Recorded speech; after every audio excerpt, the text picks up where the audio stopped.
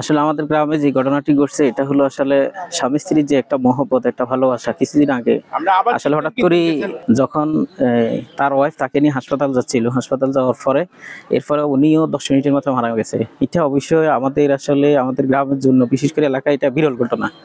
বিরল ঘটনা এই জন্য বলতেছি কারণ তাদের প্রতি মহব্বত হয়তো বেশি ভালো ছিল, এই জন্য একজন আরেকজনকে ছেড়ে থাকতে পারে নাই।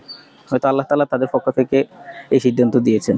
উন্দনিয়া নিবাসী জনাব সাইদুল হক ভাই স্ট্রোক করে মৃত্যুর পর ওনার ওয়াইফ কিছুক্ষণের মধ্যেই ওনার ওয়াইফও ইন্তেকাল করেছেন। এই ঘটনায় আমাদের পুরা এলাকাতে শোকের ছায়া নেমে এসেছে।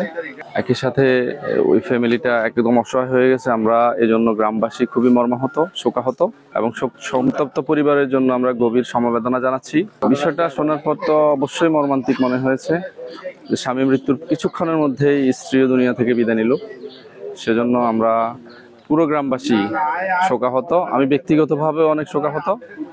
দুজন মানুষ আল্লাহর ডাকে সাড়া দিয়ে পৃথিবী থেকে বিদায় নিলেন। হয়তো হতে পারে স্বামীর টান ছিল, কিন্তু মূল কথাটা হলো আল্লাহর ইচ্ছাই হয়েছে। প্রথম স্বামী মৃত্যুর পরে খুব কম সময়ে, কাছাকাছি সময়ে স্ত্রীও আল্লাহর ডাকে সাড়া দিয়ে পৃথিবী থেকে বিদায় নিল।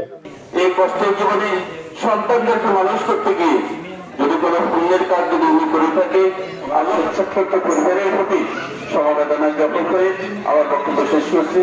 তারা সফল, আর আল্লাহ তাআলার কাছে আল্লাহ যদি ব্যতীত হয় তাহলে আল্লাহ রহমত করুক।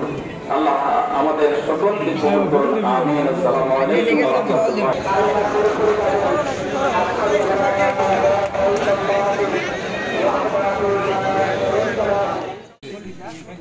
আর মনে আছে প্রবাসী যে